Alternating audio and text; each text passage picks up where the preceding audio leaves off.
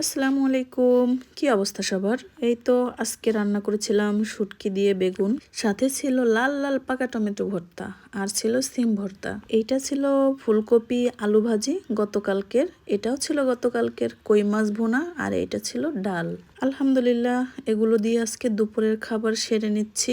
এরপরে আমি চলে গিয়েছি আমার বারান্দায়। আমার বারান্দায় যেহেতু টমেটো গাছ আছে, এখানে টমেটো পেকেছে। এই টমেটো গুলো আমি চেয়েছি গাছ পাকা খাওয়ার জন্য, তাই যখন কাঁচা ছিল তখন ছিঁড়ে নি। গাছ পাকা হওয়াতে আমি হাত দেওয়ার সাথে সাথে টমেটো গুলো ছিঁড়ে পড়ে গেল। এই গাছটাতে 2টা টমেটো পেকেছে, আর সাথে আরেকটা গাছ আছে, এটাতে পেকেছে এখানে আরো টমেটো ছিল, তখন সেগুলো কাঁচা ছিল। আমার বোনের মেয়ে কাঁচাগুলোই আমাকে ছিঁড়ে খাইয়েছে। এই তো টমেটো গুলো ছিঁড়ে নিয়ে আমি চলে এসেছি রান্নাঘরে, আর মাশাল্লাহ এত সুন্দর লাল টকটকে গাছ পাকা টমেটো। এটা যেহেতু আমার গাছ পাকা টমেটো, মানে গাছের প্রথম পাকা টমেটো, সেজন্য ভেবেছি ভাবিদেরকে সবাইকে নিয়েই খাবো।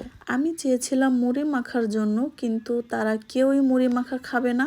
এরপরে বাসায় খিরাই ছিল, মানে শশার মতো ছোট যেটা, আমরা ওটাকে খিরাই বলি, ওইটাই আমি কুচি করে নিয়েছি, আর গাছ পাকা টমেটোর 3টাও কুচি করে নিয়েছি। এরপরে শুকনা মরিচও টেলে নিয়েছিলাম, আর এদিকে ভাবিকে দিয়েছি ভর্তা করার জন্য। এরপর সব ভাবিকে আমি ফোন দিয়ে দিয়ে এখানে মানে আমার রুমে এনে নিচ্ছিলাম। পরে সব ভাবি চলে আসলো, এক ভাবি বাদে ওই ভাবিকেও ফোন দিয়েছি, ভাবি ফোন না ধরাতে খাবারটা মিস করে গেল।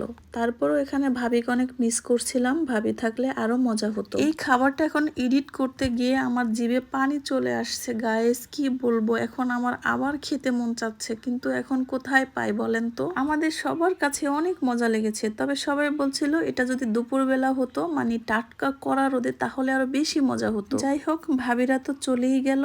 এখন আমার বাচ্চারা ওই যে শুনেছে বলছিলাম মুড়ি মাখার কথা, মুড়ি তো আর মাখা হয়নি, তো এখন তারা বলছে তারা মুড়ি মাখা খাবে। কি আর করার, তারা মুড়ি মাখা খাবে, আর এখন আমাকে এটা করে দিতেই হবে। এখানে টমেটো আর শশা কুচি করে নিয়েছি, শশা না মানে খিরাই কুচি করে নিয়েছি, সাথে ছিল খুব সামান্য কাঁচামরিচ। তবে আমি এখানে কিন্তু একটা জিনিস দিতে ভুলে গিয়েছি, তবে কি জিনিসটা আমি দেইনি সেটা কিন্তু ভিডিওটা দেখে আপনাদের বলতে হবে আমি এখানে কি জিনিসটা মিস করে গিয়েছি। যাই হোক, সবগুলো উপকরণ দিয়ে খুব ভালোভাবে মেখে ছেঁকে নিয়েছি। তারপরে দিয়ে দিয়েছি চানাচুর। চানাচুরটা দেওয়ার পরও সবগুলোর সাথে খুব ভালোভাবে নেড়েচেড়ে মিশিয়ে নিয়ে তারপরে দিয়ে দেব অল্প কিছু মুড়ি। মুড়িটা দেওয়ার পরে আবার খুব ভালোভাবে নেড়েচেড়ে মিশিয়ে নিব। যাই হোক, মুড়ি মাখা তো আর দেখানোর কিছু নেই, আমি জাস্ট বলতে বলতে বলে ফেলেছি। আমরা মুড়ি মাখা খাই, আর আপনারা দেখতে থাকেন। ভালো থাকবেন, সুস্থ থাকবেন। আল্লাহ হাফেজ।